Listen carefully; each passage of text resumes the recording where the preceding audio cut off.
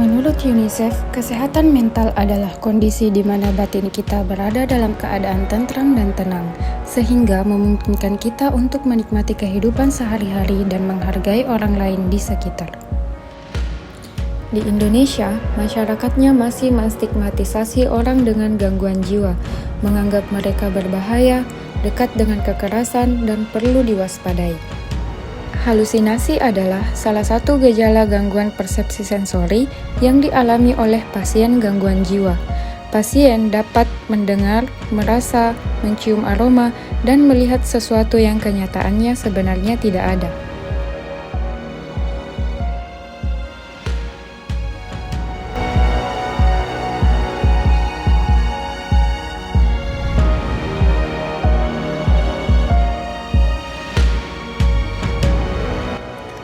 Stigma membuat orang dengan gangguan jiwa tidak terdeteksi keberadaannya. Mereka dipasung, didiskriminasi, dan diperlakukan buruk serta diberi kekerasan.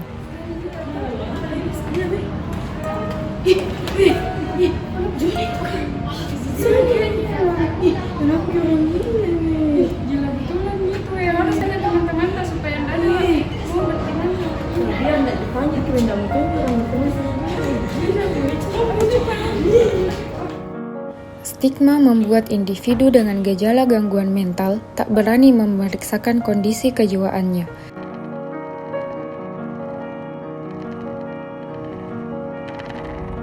Individu yang terkena stigma di masyarakat sulit untuk berinteraksi sosial, bahkan dalam kasus terburuk dapat menyebabkan individu melakukan tindakan bunuh diri.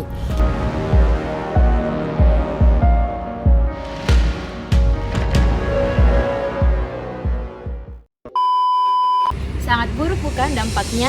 Jadi, mari kita stop stigma dengan berempati. Edukasi dan advokasi terkait kesehatan mental di masyarakat. Edukasi merupakan suatu hal yang penting untuk menghindari kesalahan persepsi, sementara advokasi sendiri merupakan suatu upaya untuk mempengaruhi kebijakan, struktur, dan sistem terkait kesehatan mental agar orang-orang dengan gangguan mental dapat mendapatkan perlindungan dan pelayanan yang lebih baik. Salah satu contohnya yaitu dengan melakukan kampanye di media sosial seperti Twitter, Instagram, dan Facebook terkait kesehatan mental, isu-isu tentang stigma dan diskriminasi terhadap orang dengan gangguan jiwa, serta mengajak masyarakat untuk melakukan gerakan revolusi kesehatan mental.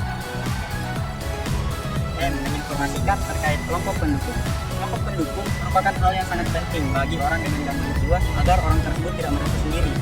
Nah, dan dengan adanya kelompok pendukung tersebut, orang dengan gangguan jiwa bisa mendapatkan dukungan satu sama lain di dalam kelompok tersebut. Pilihlah bahasa dan kata yang baik saat berinteraksi dengan orang dengan gangguan jiwa. Mengapa hal ini penting? Karena tanpa disadari, pemilihan kata dan bahasa sangat berpengaruh karena dapat menentukan persepsi, stereotip, dan stigma-stigma yang ada. Contoh bahasa yang menstigmatisasi orang dengan gangguan jiwa yaitu dengan menyebutnya dengan orang gila. Nah, hal itu dapat mengakibatkan dan memunculkan persepsi negatif yang dapat mengakibatkan orang tersebut dikucilkan dari pekerjaan, aktivitas sosialnya, hubungan sosialnya dengan orang lain, dan juga lingkungannya.